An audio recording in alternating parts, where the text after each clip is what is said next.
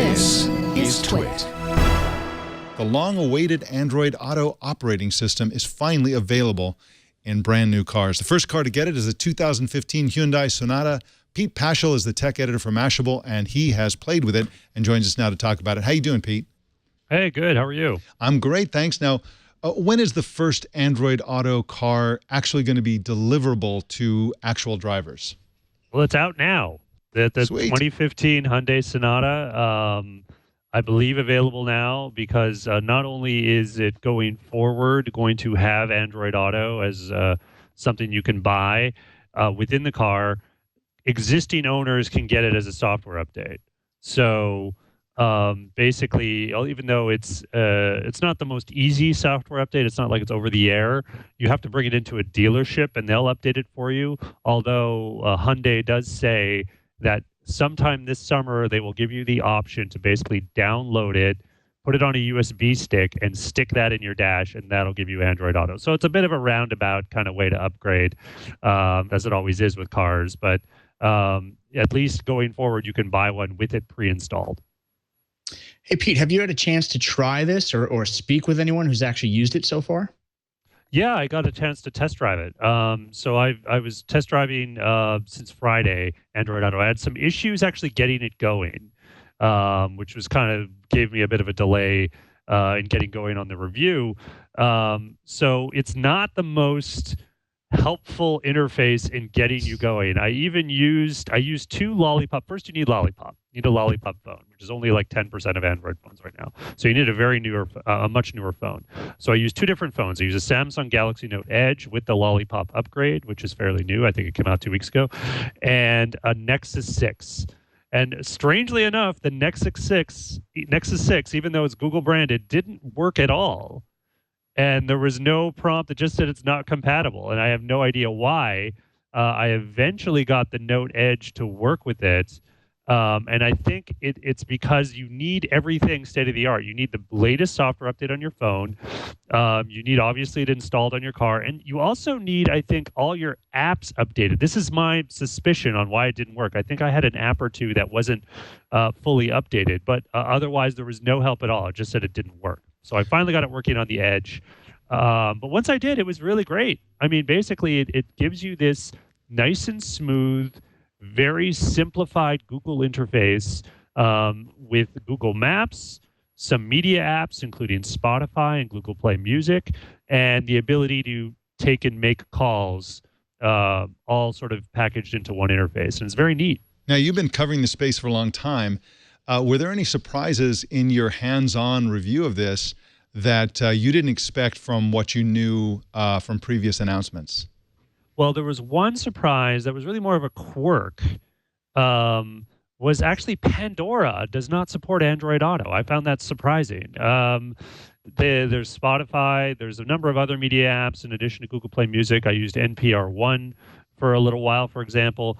But even though Pandora has widespread support in cars and a lot of different devices, it doesn't support it by Android Auto. Now, this is kind of a problem because even though you can always switch to your car radio, even when you're using Android Auto, you can't switch to Pandora because that's also a connected app. You know, you can't have its connected app and Android Auto working at the same time through your phone. So if you're using Android Auto, you can't really listen to Pandora. That was weird.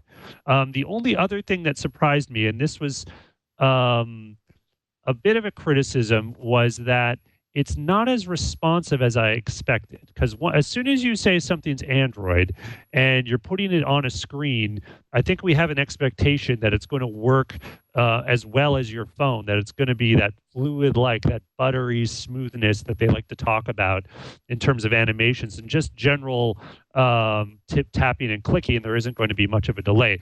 On a car dashboard, there is more of a like, oh, I'm pinching to zoom and the screen needs a half second to catch up. Or when you tap, you're waiting a couple seconds for it to actually respond to the tap. You sometimes see this on phones, but not often. Especially with ones with good processors. But that happens a lot on Android Auto. Expect it to be kind of a slower experience than you're experiencing on your phone.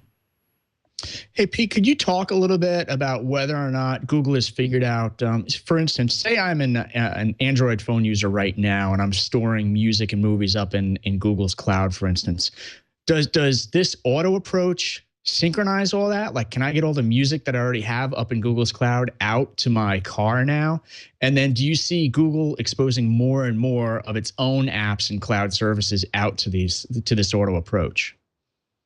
For the cloud locker, I believe so. I don't usually use Google Music, but there is a Google Music option, and I'm honestly not sure if that's just the subscription stuff or in addition to your cloud storage. I think Google Play Music mixes that all together, so I'm pretty sure that's available. And I'm sorry, what was the second part of the question?